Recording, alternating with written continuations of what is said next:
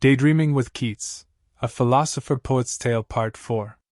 She stood, now clad in simple white, and a silver cross hung from a chain down the cleavage of her pristine breast, which moved hypnotically before me, arousing my forsaken gonads.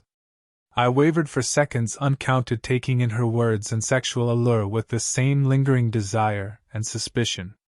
You weaken, and again you have come to a critical point.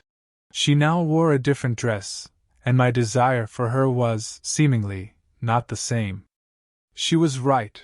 Almost my legs were a little unstable, my heart beating a little faster.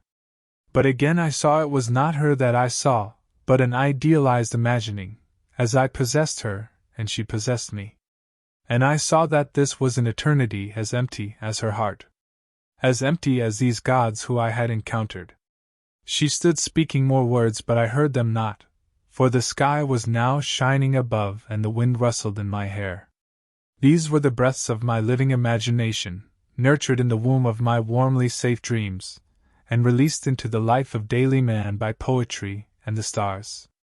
It seemed trivial that all had passed me by without a flicker, though when destiny chooses its victims it does so with no feeling. Or perhaps that what destiny is, an emotive pang excited by an ever-empty mind. Now I suddenly felt her close about me, breathing soft into my hair, cooing in an eternal fulfilling of her own making.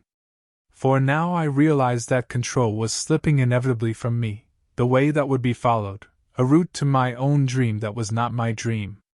Folly, felt in a moment's rising cloying passion, this was sticking to me, and I penetrated her deepest desire with a sudden burst of inspired convolution. Will me not, infinite one, cannot you see our roles are reversed?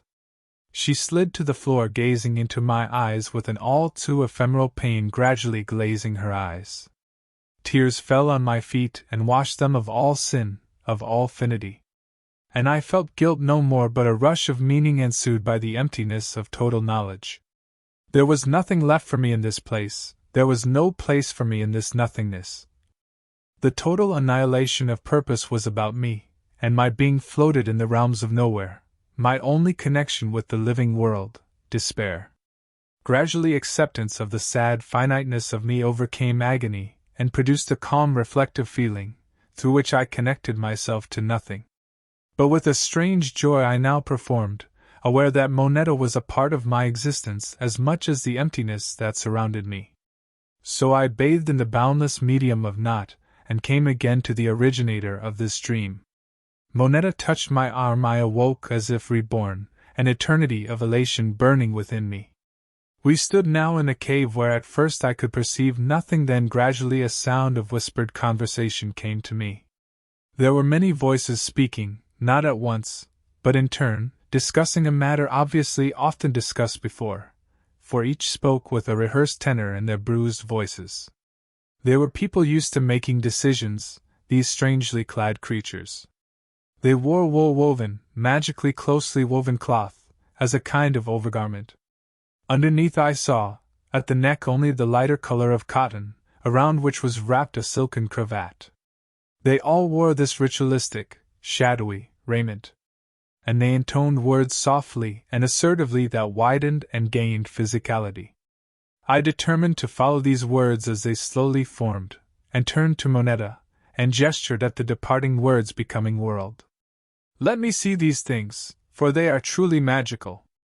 She sighed softly, and I caught the faint semblance of a smile on her soft lips. You seem to be entirely a person of your time. It shall be as you wish. For these are your own gods.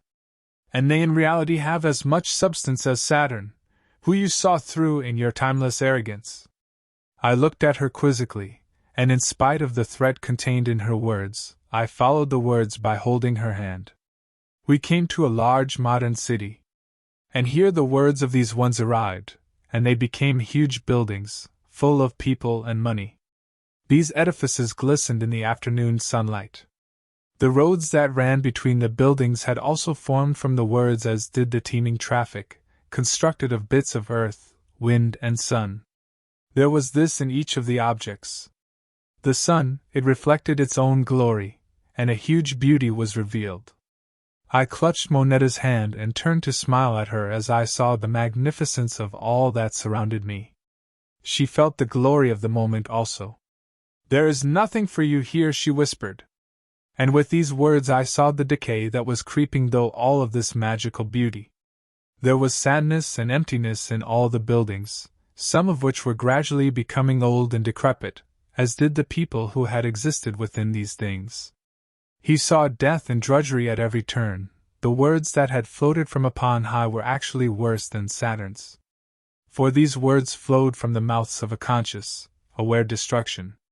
Where there had been choice there were corridors of fate that all were bid to haunt. For these gods were purveyors not of an infinite dream, but a pathetic sun-stealing death. My affinity meant nothing to this callous dream. I was as empty as the gods who stood before these people daily, and who they created, and who created them. There was a deep foulness about this place. And this place was mine. I had traveled here, I know, at my own volition. None had coerced me. And the darkness that had stolen the sun from me thrust me to the dawn. My eyes opened to a tumultuous rainstorm, my head throbbed with hangover intensity. I smiled and wondered what it was that suddenly cleared my head, glossing over the coming day with a clarity and bliss so little encountered before. It was just seeing as if for the first time insecure and open, as vulnerable as the universe.